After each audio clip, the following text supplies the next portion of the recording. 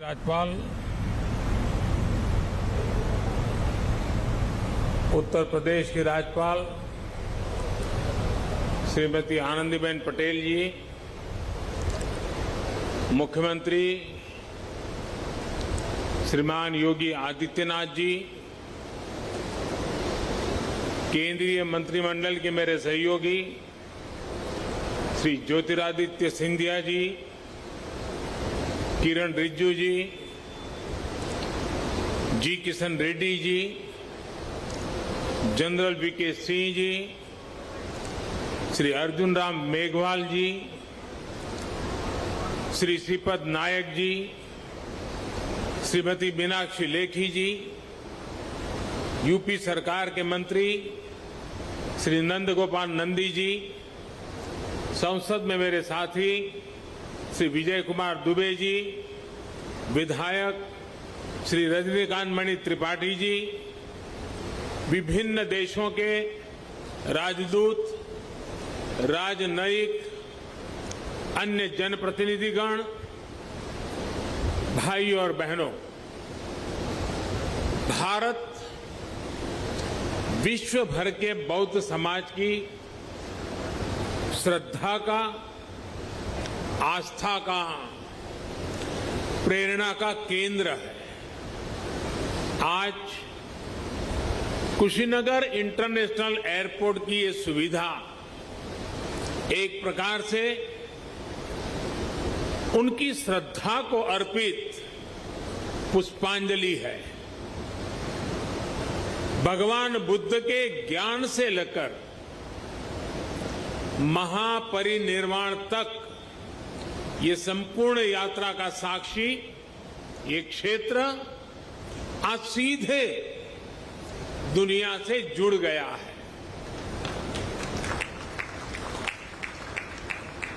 Sri Lankan airlines की flight का कुशीनगर में उतरना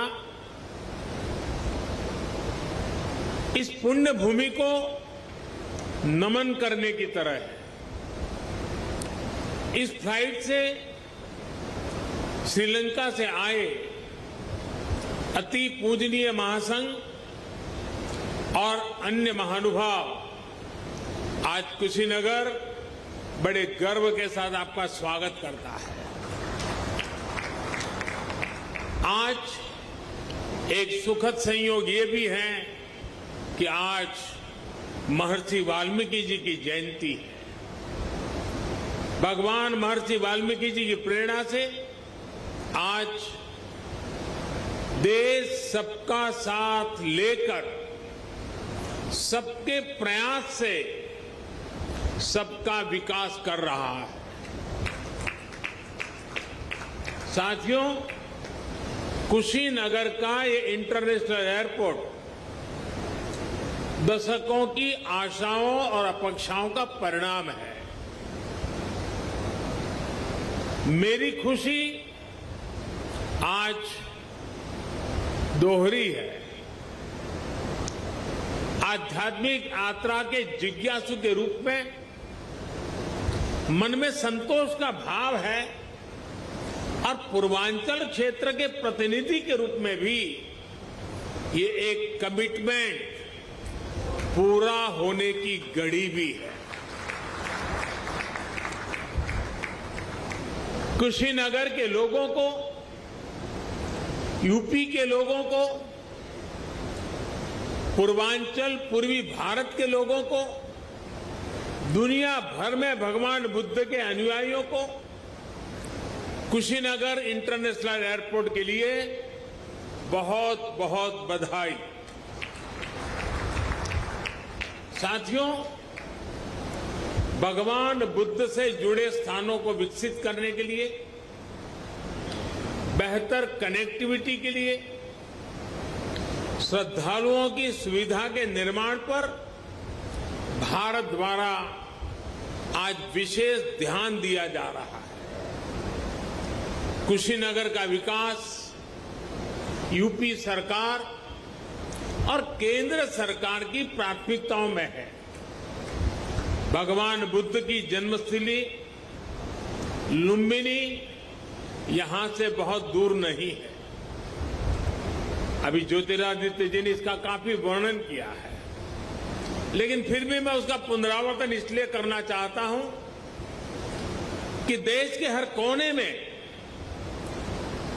एक क्षेत्र का ये सेंटर पॉइंट कैसे हैं, ये हम आसानी से समझ पाए। कपिलवस्तु भी बिल्कुल पास में ही है। भगवान बुद्ध ने जहां पहला उपदेश दिया, वो सारनाथ की भूमि भी 100-250 किलोमीटर के दायरे में ही आ जाती है। जहां बुद्ध को ज्ञान प्राप्त हुआ, वो बोध गया भी कुछ ही घंटों की दूरी पर है। ऐसे में एक क्षेत्र सिर्फ भारत के ही बौद्ध अनुयायियों के लिए ही नहीं, बल्कि Sri Lanka, Thailand, Singapore, Laos, Cambodia, Japan, Korea, ऐसे अनेकों देशों के नागरिकों के लिए भी एक बहुत बड़ा श्रद्धा का और आकर्षण का केंद्र बनने जा रहा है।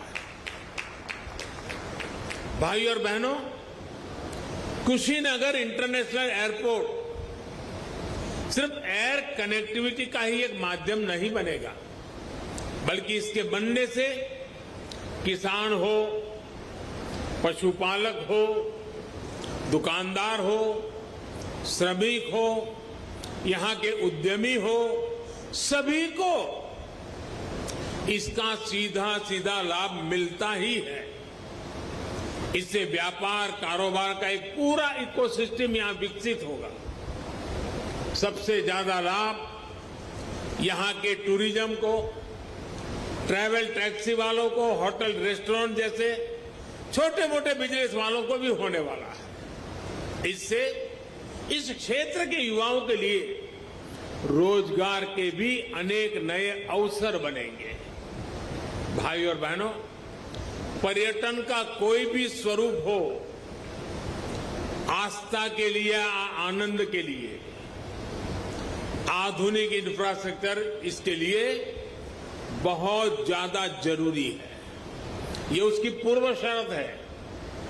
Infrastructure, rail, road, Airways, waterways, infrastructure का ये पूरा स्ट्रक्चर, उसके साथ साथ hotel, hospital, internet, mobile connectivity का इंफ्रास्ट्रक्चर, सफाई व्यवस्था का, सीवेज ट्रीटमेंट का प्लान, ये भी अपने आप में वही इंफ्रास्ट्रक्चर है। साफ पर्यावरण सुनिश्चित करने वाली रिन्यूएबल एनर्जी का ये सभी आपस में एक दूसरे के साथ जुड़े हुए हैं। कहीं भी टूरिज्म बढ़ाने के लिए इन सभी पर एक साथ काम करना जरूरी है और आज 21वीं सदी का भारत इसी अप्रोच के साथ आगे बढ़ रहा है। टूरिज्म के क्षेत्र में अब एक नया पहलू भी जुड़ गया है। वैक्सीनेशन की भारत की तेज गति से प्रगति दुनिया के लिए एक विश्वास पैदा करेगी कि अगर टूरिस्ट के रूप में भारत जाना है, किसी कामकाज से भारत जाना है, तो भारत व्यापक रूप से वैक्सीनेटेड है और इसलिए वैक्सीनेटेड कंट्री के नाते भी दुनिया के टूरिस्टों के लिए एक आश्वस्त व्यवस्था, ये भी उनके लिए कारण बन सकता है। इसमें भी बीते वर्षों में एयर कनेक्टिविटी को देश ने उन लोगों तक, उन क्षेत्रों तक पहुंचाने पर जोर दिया गया है जिन्होंने कभी इसके बारे में सोचा भी नहीं था। इसी लक्ष्य के साथ शुरू की गई उड़ान योजना को 4 साल पूरे होने आ रहे हैं। उड़ान योजना के तहत बीते सालों में 900 से अधिक नए रूट्स को स्वीकृति दी जा चुकी है। इनमें से 350 से अधिक पर हवाई सेवा शुरू भी हो चुकी है। 50 से अधिक नए एयरपोर्ट या जो पहले सेवा में नहीं थे उनको चालू किया जा चुका है। आने वाले 3-4 सालों में कोशिश ये है कि देश में 200 से अधिक एयरपोर्ट, हेलीपोर्ट और सी प्लेन की सेवा देने वाले वाटर ड्रोम का नेटवर्क भी देश में तैयार हो। आप और हम इस बात के साक्षी हैं कि बढ़ती हुई इन सुविधाओं के बीच अब एयरपोर्ट पर भारत का सामान्य मानवी ज्यादा दिखने लगा है। मध्यम वर्ग के ज्यादा से ज्यादा लोग अब हवाई सेवा का लाभ लेने लगे हैं। उड़ान योजना के तहत यहां उत्तर प्रदेश में भी कनेक्टिविटी लगातार बढ़ रही है। यूपी में नए एयरपोर्ट्स, इससे फ्लाइट हो चुकी है। 8 एयरपोर्ट से तो फ्लाइट शुरू हो चुकी है। 8 या 9, इसके साथ 9, यानी 8 हो चुकी है, आज 9वीं।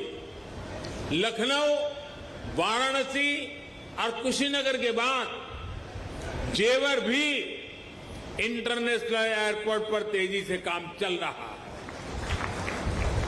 इसके अतिरिक्त अयोध्या, अलीगढ़, आजमगढ़, चित्रकूट, मुरादाबाद और श्रावस्ती में भी नए एयरपोर्ट पर काम चल रहा है। यानी एक प्रकार से यूपी के अलग अलग अंचलों में हवाई मार्ग से कनेक्टिविटी बहुत जल्द, बहुत मजबूत हो जाएगी। मुझे ये भी जानकारी दी गई है कि अगले कुछ सप्ताह में दिल्ली और कुशीनगर के बीच स्पाइस जेट द्वारा सीधी उड़ान शुरू किया जा रही है। और ज्योतिरादित्य जी ने और भी कुछ डेस्टिनेशन बता दिए हैं। इससे घरेलू यात्रियों को, श्रद्धालुओं को बहुत सुविधा होने जा रही है। साथियों, देश का एविएशन सेक्टर प्रोफेशनली चले, सुविधा और सुरक्षा को प्राथमिकता मिले, इसके लिए हाल में एयर इंडिया से जुड़ा बड़ा कदम देश ने उठाया है। ये कदम भारत के एविएशन सेक्टर को नई ऊर्जा देगा। ऐसा ही एक बड़ा रिफॉर्म डिफेंस एयर स्पेस को सिविल यूज के लिए खोलने से जुड़ा हुआ है। इस फैसले से बहुत सारे एयर रूट पर हवाई यात्रा की दूरी कम हुई है, समय कम हुआ है। भारत के युवाओं को यही बेहतर ट्रेनिंग मिले, इसके लिए देश के 5 एयरपोर्ट्स में 8 नई फ्लाइंग एकेडमी स्थापित करने की भी प्रक्रिया शुरू की गई है। ट्रेनिंग के लिए एयरपोर्ट के उपयोग से जुड़े नियमों को भी किया गया है। भारत द्वारा हाल में बनाई गई ड्रोन नीति भी देश में कृषि से लेकर स्वास्थ्य तक, डिजास्टर मैनेजमेंट से लेकर के डिफेंस तक जीवन को बदलने वाली है। ड्रोन की मैन्युफैक्चरिंग से लेकर ड्रोन फ्लाइंग से जुड़ा ट्रेन मैन पावर तैयार करने के लिए अब भारत में पूरा एक इकोसिस्टम विकसित किया जा रहा है। ये सारी योजना, सारी नीतियां तेजी से आगे बढ़े, किसी तरह की कोई रुकावट ना आए, इसके लिए हाल ही में पीएम गति शक्ति नेशनल मास्टर प्लान भी लॉन्च किया गया। इससे गवर्नेंस में तो सुधार आएगा ही, ये भी सुनिश्चित किया जाएगा कि सड़क हो, रेल हो, हवाई जहाज हो, ये एक दूसरे को सपोर्ट करें, एक दूसरे की क्षमता बढ़ाएं। भारत में हो रहे इन निरंतर रिफॉर्म्स का ही परिणाम है कि भारतीय सिविल एविएशन सेक्टर में 1000 नए विमान जुड़ने का अनुमान लगाया गया है। साथियों, आजादी के अमृत काल में भारत का एविएशन सेक्टर राष्ट्र की गति और राष्ट्र के प्रगति का प्रतीक बनेगा। उत्तर प्रदेश की ऊर्जा उसमें शामिल होगी। इसी कामना के साथ एक बार इंटरनेशनल एयरपोर्ट के लिए मैं आप सबको, दुनिया भर के बौद्ध के अनुयायी देशों के नागरिकों को बहुत बहुत बधाई देता हूं। यहां से मैं देश और दुनिया से आए बौद्ध भिक्षुओं से आशीर्वाद लेने जाऊंगा और फिर यूपी के इंफ्रास्ट्रक्चर के अनेक और प्रोजेक्ट का लोकार्पण का भी मुझे सौभाग्य मिलेगा। फिर एक बार आप सबका बहुत बहुत धन्यवाद।